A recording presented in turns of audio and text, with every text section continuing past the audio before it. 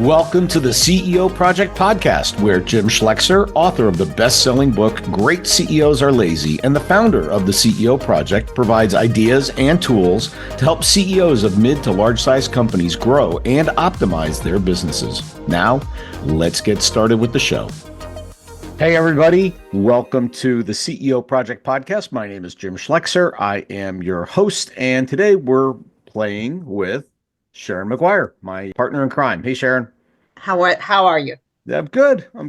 Well, today what we're going to talk about is acquisition and specifically acquisition as a process. Now, one of the hats we talk about CEOs wearing is the engineer hat, where they improve and modify and develop and deploy processes to improve the performance of the business and could be a point of constraint. It's funny, though. Most people think of acquisition as just a thing that they do sporadically. And, because it doesn't always happen that often, there's some truth to that.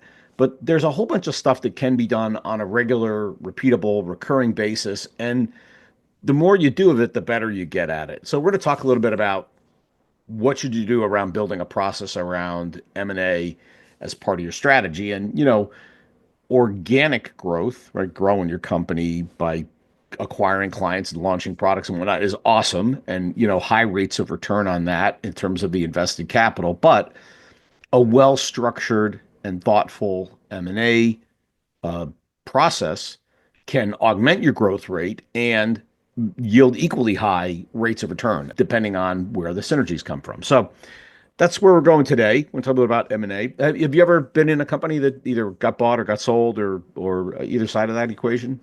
Well, I did work for a major oil company that got bought by another major oil company. Yeah. Okay.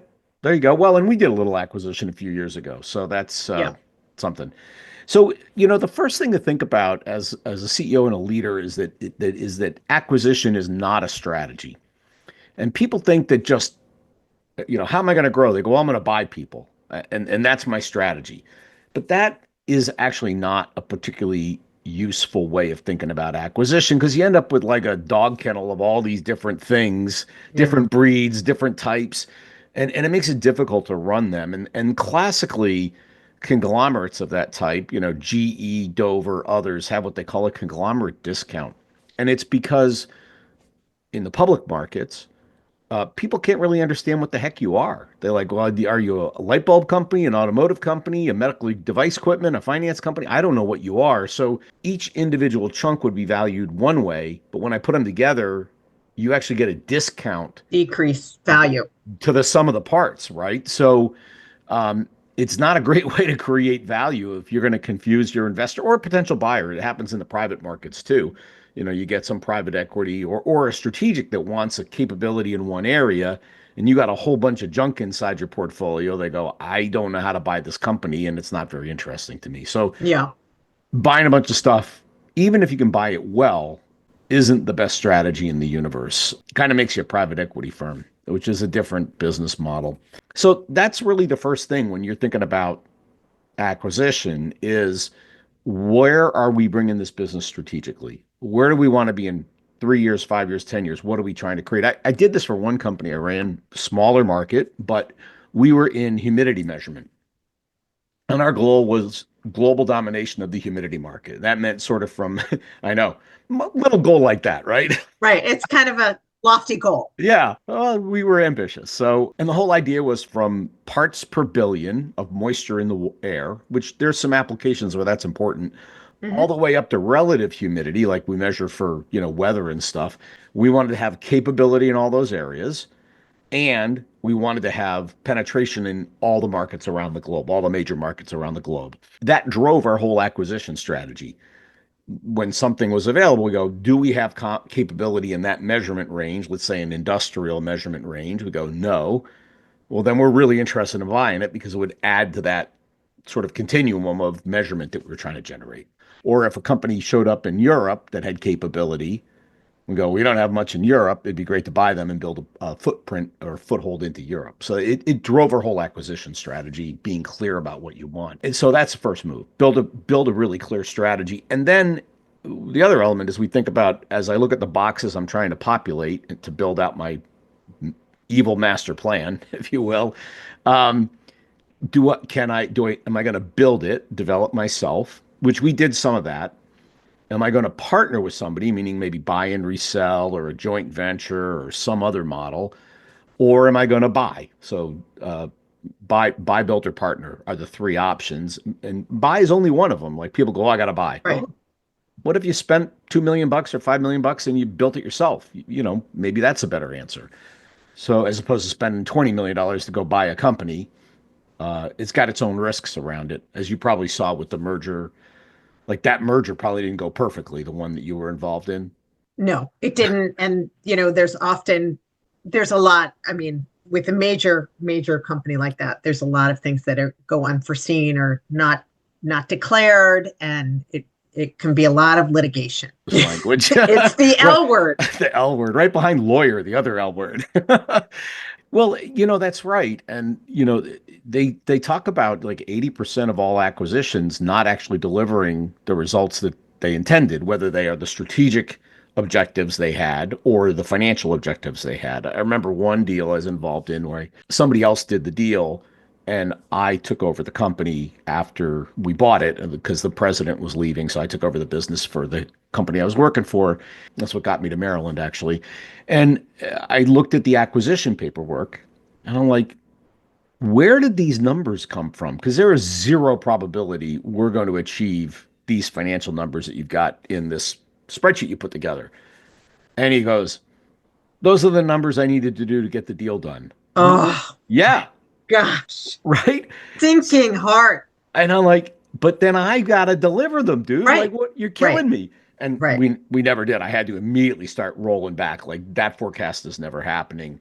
Yeah. And so clearly, financially, that business didn't meet the strategic objectives, the financial objectives. It did. Strategically, it met them, but not financially. Yeah. We did what we could to get there, but we probably fell into that 80% of ones that didn't get it done, only because they had to over pepper the gumbo, if you will, to Right. try to get the deal done. Otherwise, it wouldn't have gotten done, which probably meant it shouldn't have gotten done. But Right. that's another story. So when I think about, okay, now that we got sort of the universe we want to play in and the kind of companies that we want to get involved in, I think about this as a funnel, almost like a sales funnel. It's like, who would be the universe of firms that might be interesting to us acquire? Right. And then you go through, just like meeting another human being that might be your future perfect person. We date, then we get engaged, then we get married, and maybe we get divorced, depending on how the relationship goes. But people that never talk to these firms that they're interested in, I go, are you the person that would walk up to the other sex in a bar at college and go, hey, want to get married? Right? No, you go, would you like to go on a date? And then Right. and that's the point. So the higher probability of success in an approach is I've met you, I've talked to you, maybe we did a little co-marketing, maybe we jointly developed a product, maybe we did a trade show booth together, maybe we did whatever. Over time you build relationship and then it becomes obvious that The synergy where they fit in your company. But also, I think over time, like you're saying, you really become to understand how that company works. And it's almost like due diligence. exactly. Yeah. I always say if you can't sit down and come up with a really compelling reason to work together, like just without regard to M&A, just like we should work together because of XYZ reasons. You've got this competency, we've got this other competency. We could develop some cool new products that have never been done before with what you've got and we've got. Like, okay, that's compelling. Do that. And if Right. that really works, then go, you know what? This is really, really good. Maybe we should get married, right? That's date and Yeah. engage versus just jump right to, because I think there's so much risk to your point of like, I don't know where the skunks in the woodpile are. I don't know the culture. I don't, and all of a sudden I'm going to go get married with them. I'm going to buy them or they're going to buy me or whatever. Yeah. I think you have to be very clear about what you want to do. What is your goal in potentially starting this, partnership that may eventually lead you to a merger and acquisition? Did you want to expand your market share? Did you want to gain a competitive product that fills out your product slate? Did you want to, take advantage of some cost synergies that you may have? Like, Yep. why are you engaging in this activity to begin with? And I think you nailed all the areas of synergy, and you got to be super clear about that going in. Is this combination has not to take cost out, right? Like we don't need two accounting departments, we don't need two plants, we don't need, so we're going to have one of each, and we'll take a whole bunch of cost out. That makes it make sense. Or they've got a product that my same exact Right. identical customers buy, so I'm going to cross sell my product to their customers and their product to my customers, and bang, off we go. Or they have a channel, like they open up a whole new market. They're in Canada and I'm not in Canada. So if I combine, I can bring all my products through their channel into Canada, for example. Yeah. But if you can't, like, in that many words, describe why are we putting these two businesses together, then Hmm. again, you probably shouldn't, because you're going to have to pay up to buy them. There's a lot of competition for companies, including private equity, who've lots and lots of money, and they're going to leverage the deal with debt. So they'll pay up because of debt. Yeah. Most operators like us, we are generally not going to put a lot of debt on the deal. So we've got to have cost out synergies that make sense for us, or growth synergies that make sense for us. One of the two, or both, maybe, right? Yeah. So when I think about the funnel, the top of the funnel is like, who are my targets? And the next thing I always used to do is I went and talked to them. Right. Friendly competitor. Hey, we're both in the same market. We ought to know each other. So here's where we are. Here's what we do. I don't give them price lists or anything that's anti-competitive, but just generally, like, let's get the lay of the land of both of our companies. And if they really were interesting to me, I would literally say, hey, you know what? I really think the combination, and I hadn't done any of the JV stuff and the working together thing that I talked about, right, yet, but I did know they were in my kind of target bullseye thing. I'd go, hey, I know you're not for sale, but if you ever decide to be for sale, call me first, because I think we're a Yeah. perfect fit. And I'd spend enough time that they go, it probably would be a good fit. And shockingly, I think a couple of times I would get a phone call like 18 months later. Hey, were you serious about that? I'm like, Right. like a heart attack. I was serious. Absolutely. And they go, we ought to get together. I'm like, yippee-ki-yay. Let's do this. So Do you think that owners and operators practice that in general, or do they kind of stay away from it? Because as an owner or founder or CEO, you're kind of stuck in the business as opposed to being the strategic leader of the business. I, that's a great point. And it's what we talk about. How do you elevate the work you do as CEO? Right. And part of the elevating, you're like, well, what would be higher value than running my business? Maybe buying somebody that's 50% your size, and boom, you're now 150% of your current size. Like, that'd be great. Right.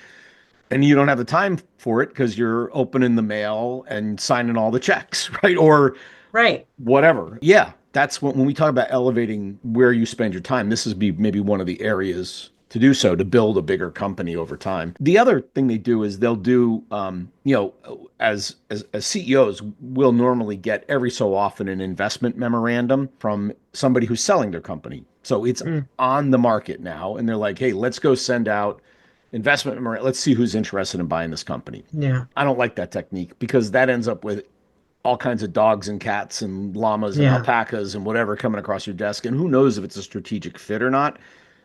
Knowing your strategy can help you go, not for me, not for me, not for me, not for me. Ooh, this one could be for me. So let's go back to why people engage investment bankers to sell the company for them. And I actually do advise people to get good advice when they're selling their companies, because it's the biggest financial transaction you're probably going to make in your life. Yeah. You ought to get good advice. But there is a really standard playbook that they run, which is build the investment memorandum, which is a 60-page deck of why somebody would want to buy this company and all the synergies and the opportunity and blah, blah, blah, blah, and financials going back a couple of years, and, really everything you need to analyze it. Then they go build a list of maybe 50 strategics and 50 investor type financial types, private equity firms and whatever. And they blow those all out to everybody. And I've seen these, lists, 200, 200, 400 sometimes, Yeah. because they hire, smart kids like ours who work 80 hours a week to put these things together and Right. send them out, right? To send them the mailers. You got it. Get to work, kid. And And they go, okay, these 100 said no, these 50 are interested, and they kind of run it through the funnel. The problem on the buy side is, again, it may or may not be a strategic fit, but even more than that, their job is to generate lots of interest and lots of upward pricing pressure Mm. because they want to get two, three, five people Right. interested in it, right? Right. I don't think I ever bought a company that was in a process like that. Usually I would say, look, why I did the call me first is I wanted to avoid the whole banker process and Yeah. getting bid up by competitors coming to the market. They also save some money if they came to me first. It's like somebody for your house and saying, knocking on your door, hey, I love the neighborhood. I love your house. If you ever want to sell, call me. We'll get no realtors. We'll just do the deal and you save 6% on it, which is a pretty good deal, right? So and even when somebody came to us and they were in a process like that, I would usually bow out. I might put a very reasonable offer in. You almost immediately get knocked out of the deal because Okay. it gets bid up pretty quick. And then I would call them and say, hey, listen, when the process fails, if it fails, really, then call me. Right. But don't I'm not gonna participate in the process. And even if they go, oh my God, you're the perfect bidder. I'm like, well, then stop the process and let's have a conversation. Okay. And that never worked, but it was a really good line. Jim, we're here to help people find out what works. Well, and by the way, finding out things that don't work is just as valuable. I'm just hopeful that the next time it might actually work. You never know. But yeah, I mean, but not participating in process was always a real marker, I think, because look, if it's the perfect asset and you got to pay what you got to pay, then you pay the price. You got to bid it Yeah. up, you bid it up. But it's like the one that I took over, where we had to get the price to a certain level to get the deal done. That's because there was competition in the deal. And Mm. what we end up with was we bid it up so high that we couldn't achieve the financial objectives of the deal because so you end up in a bad place if you get bid up like that. So Yeah. I hate it. I know all the investment bankers going to be sending me hate mail. They go, hey, dude, that's our job. But and if I was selling a company, I still might go to process.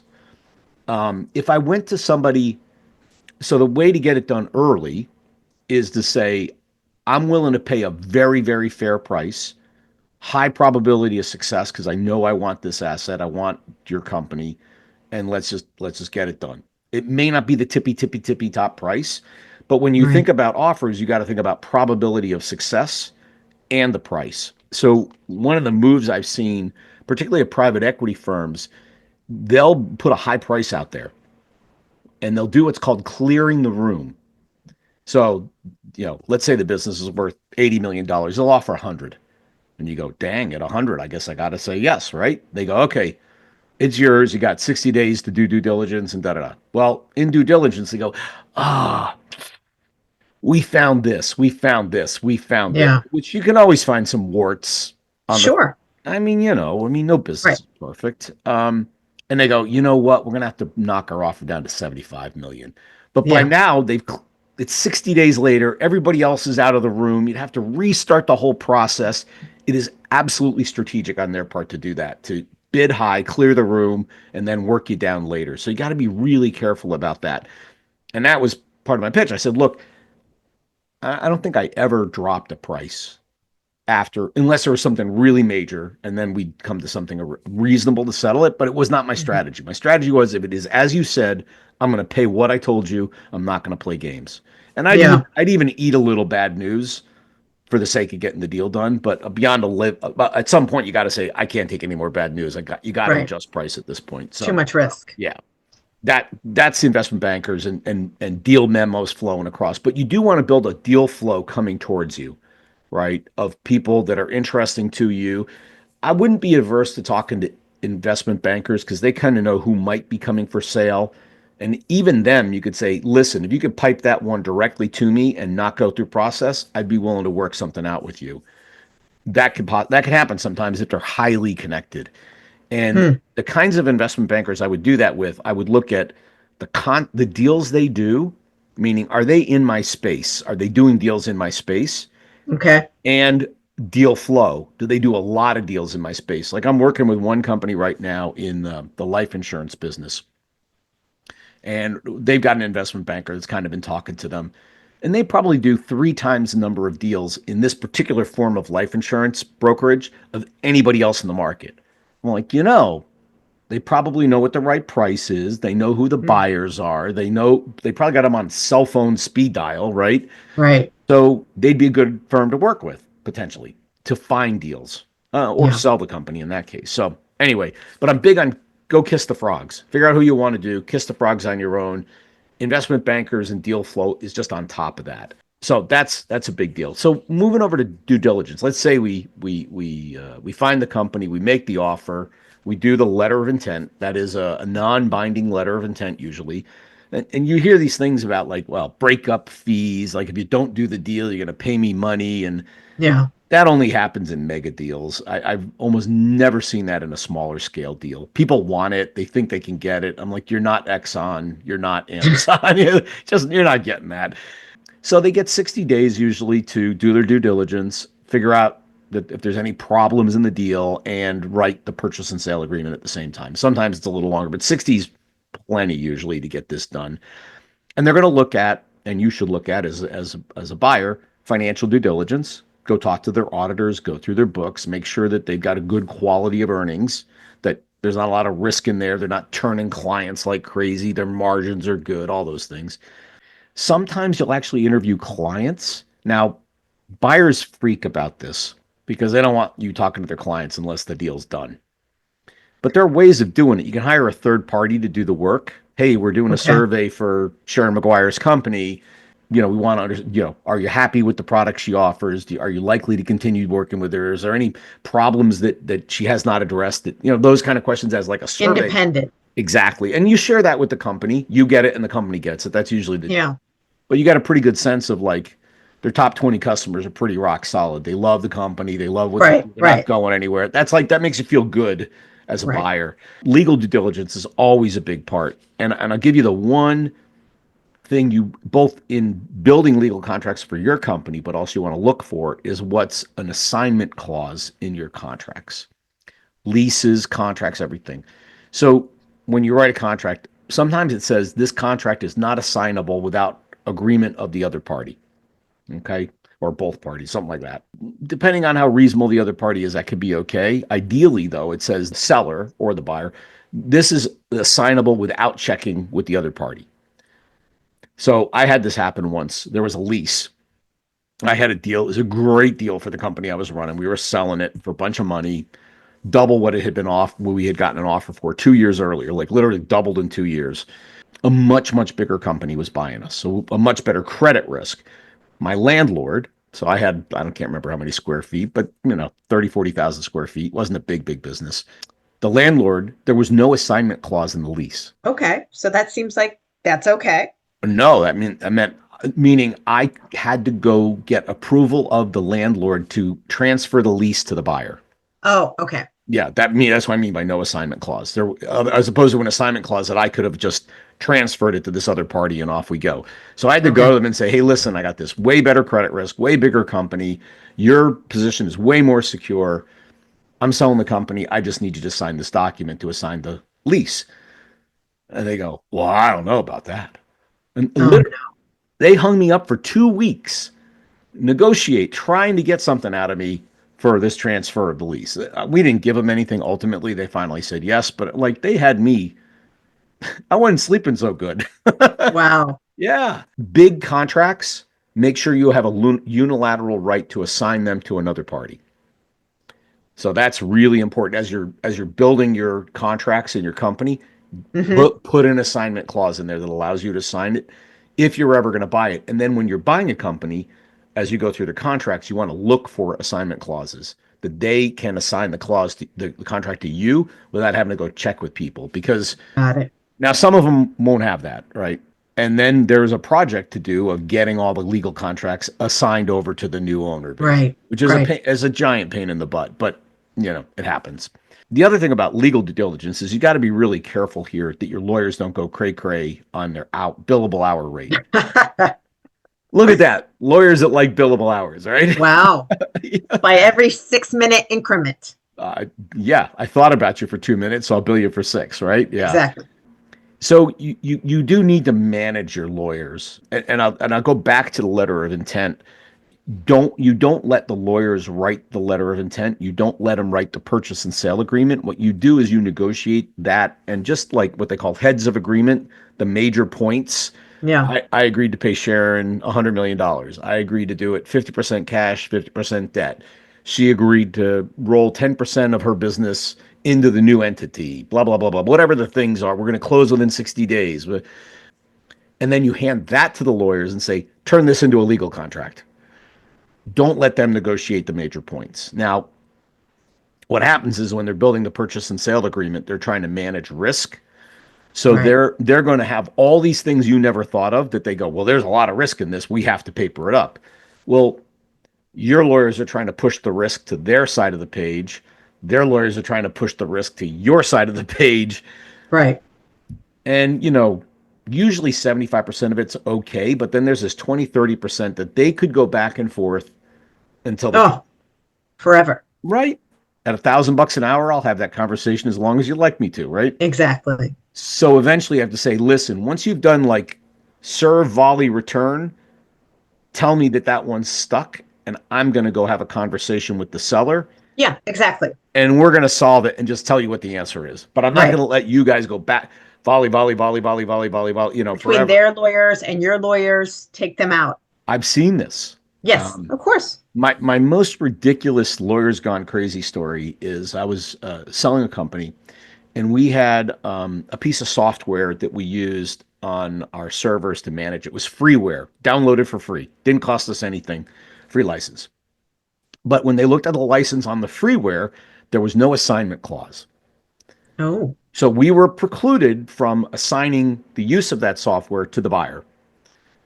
So I'm on the phone with $2,000 an hour lawyers from New York. I didn't have my lawyers on because I'm like, I don't need them for this conversation. And we're going back and forth and back and forth. I'm like, it's freeware. It's no big deal. Well, it took us about 45 minutes. I finally said, here's what I'm going to do. 10 seconds before we close the deal, I'm going to delete the software.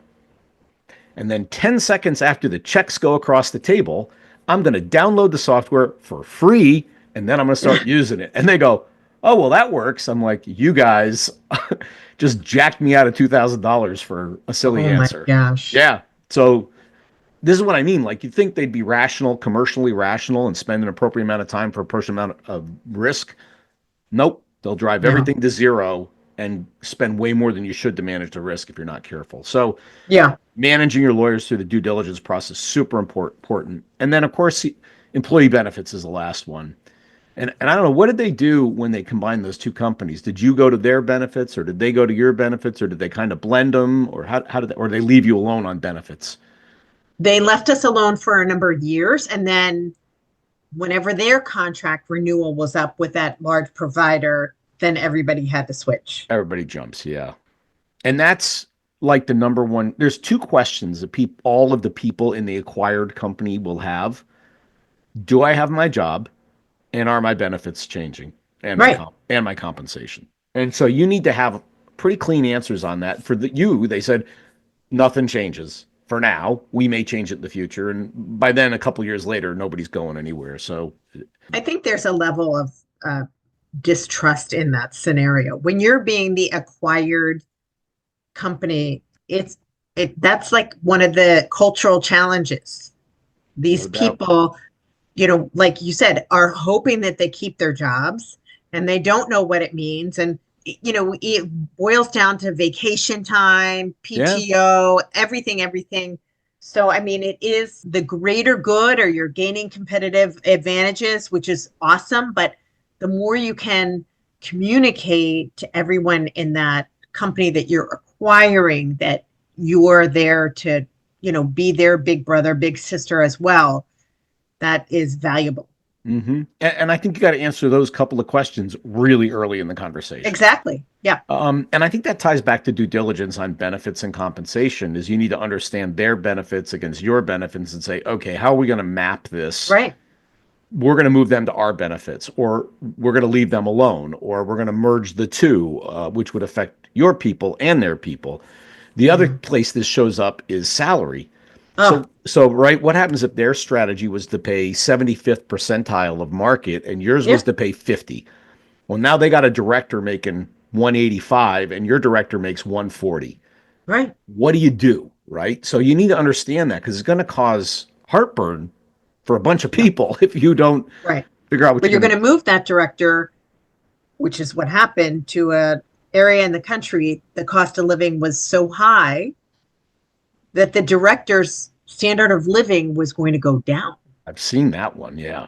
That's Yeah. very tough. I just moved you to Manhattan. 180 Right. doesn't gets me a one bedroom apartment, right? Exactly. uh, Exactly. and when I was in Georgia, I had a 4 bedroom mansion. Like, come on. Like, yeah. Right. In That's some ways, I think that sends a message that you're actually not really embracing those employees. But yeah. maybe Yeah. I have a little bit of hurt No, around the situation. no, that feels like a backdoor layoff to me. Yeah, Yeah. I'd support that position. Yeah, Yeah. 100%.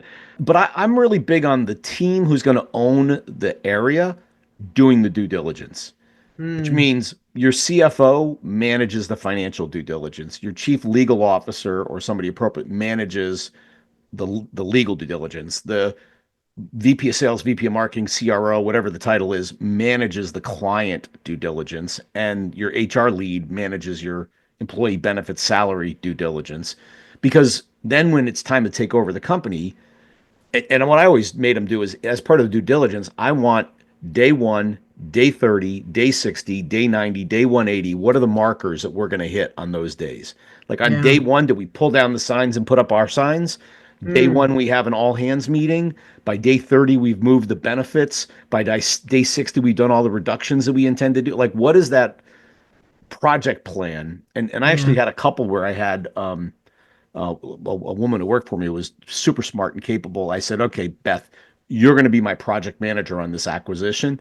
You're going Mm, to manage day one, day seven, you're going to make sure all that stuff happens. And she did a great, right. she was on it like a dog with a bone. She did a great job and it drove success of the acquisition. So I'd really recommend, yes, the leads own each functional area, but somebody's got to project manage the entire thing. If you're big enough, your Mhm. biz dev person will do it, your M&A person.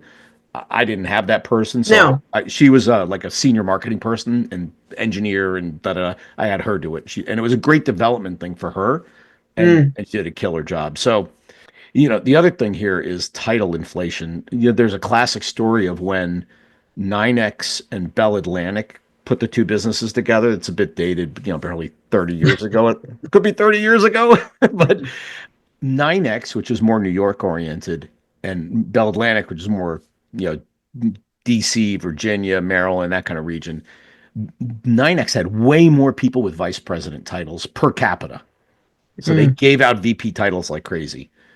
Bell Atlantic was stingier with the VP title. So when they put them together, they didn't want to take a lot of people out.